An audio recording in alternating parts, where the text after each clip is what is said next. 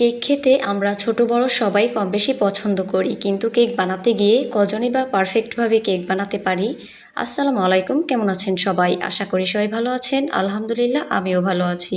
তো চলুন আজকে আপনাদের সাথে একটি কেকের রেসিপি শেয়ার করি। আপনারা দেখতে পাচ্ছেন এখানে আমি মেজারমেন্ট কাপের 1 কাপের চেয়ে একটু কম ময়দা নিয়েছি। তো তারপরে নিয়েছি 1 টেবিল চামচ কর্নফ্লাওয়ার।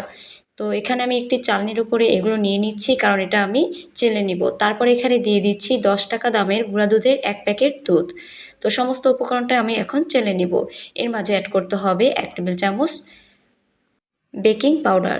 তো তারপরে দিয়ে দিচ্ছি সামান্য একটু লবণ।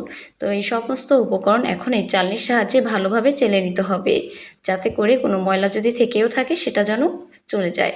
তো আমার চেলে নেওয়া হয়ে গেছে। এখন আমি বাকি উপকরণগুলো অ্যাড করব। তো এখানে আমি 3টি ডিম দিয়ে এই কেকটি তৈরি করব। এর মাঝে আমি 1 কাপ চিনির চেয়ে একটু কম চিনি নিয়েছি, তবে সমস্ত চিনিটা আমি একসাথে মিক্সড করব না, অল্প অল্প দিয়ে বিট করে নেব বিটার দিয়ে। তো আমি এখানে দ্বিতীয়বারের মতো চিনিটা দিয়ে আবার বিট করে নিচ্ছি। তো তারপরে বিট করা হয়ে গেলে এখন তৃতীয়বার আমি সমস্ত চিনিটা দিয়ে এখন আবার ভালোভাবে বিট করে নিব। চিনিটা গলে গেলে আর বিট করার কোনো প্রয়োজন নেই, কারণ অতিরিক্ত বিট করলে এটা ফোমি হয়ে যাবে বেশি। এতে করে কেকটা ফুলবে ঠিক, কিন্তু তাড়াতাড়ি আবার এটা নেতিয়ে যেতে পারে। তো আমার চিনিটা গলে গেছে, এখন এটা আমি আর বিট করব না, প্রায় এখনই আমি এটা থামিয়ে ফেলবো। চিনিটা গলে গেলে আপনারা আর কখনো এটা বিট করবেন না।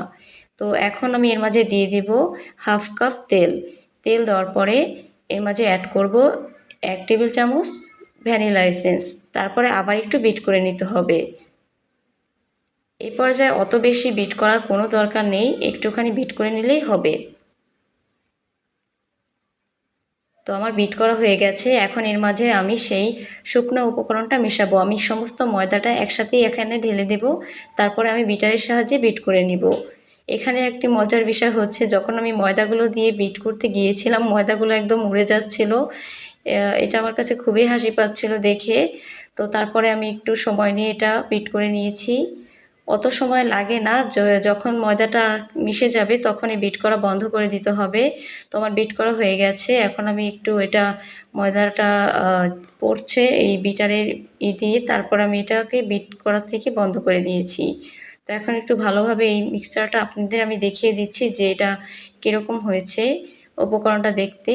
তো আপনারা দেখতেই পাচ্ছেন যে ময়দাটা একদম ভালোভাবে মিক্সড করে নিতে হবে, কোনো রকম দলা দলা যাতে না থাকে। তো আমার মিক্সড করা হয়ে গেছে। এখন একটি কেকের মোল্ডের মাঝে আমি একটি খাতার পৃষ্ঠাতে কিছু পরিমাণ তেল দিয়ে ব্রাশ করে নিয়েছি। তারপরে এখন কেকের উপকরণটা দিয়ে দিলাম।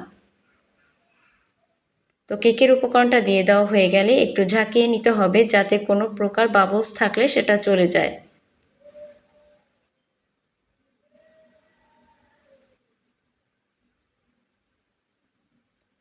এখন একটি ডেক্সির মাঝে আমি কয়েকটা খাতার পৃষ্ঠা দিয়েছি এবং একটি স্ট্যান্ড বসিয়ে দিয়েছি।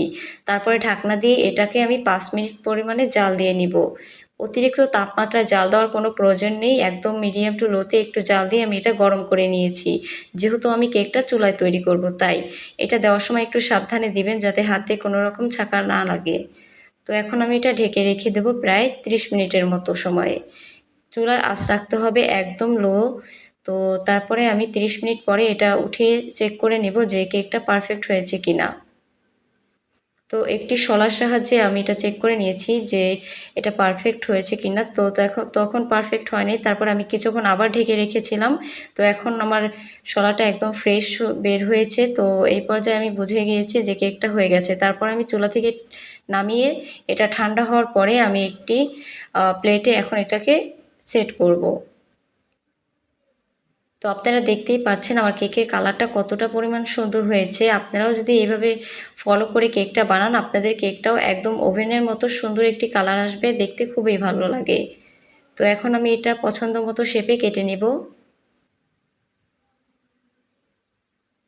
তো মাশাআল্লাহ আমার কেকটা হয়ে গেছে, দেখতেও খুব সুন্দর লাগছে। এই কেকটা খুবই সফট হয় এবং একদম পারফেক্ট, দেখলে মনেই হবে না যে কেকটা আপনি চুলায় তৈরি করেছেন নাকি ওভেনে। তো আপনারাও এইভাবে ফলো করে কেকটি তৈরি করতে পারেন। আজকের ভিডিওটা এই পর্যন্তই। সবাই ভালো থাকবেন, দেখা হবে নেক্সট কোনো ভিডিওতে। আল্লাহ হাফেজ।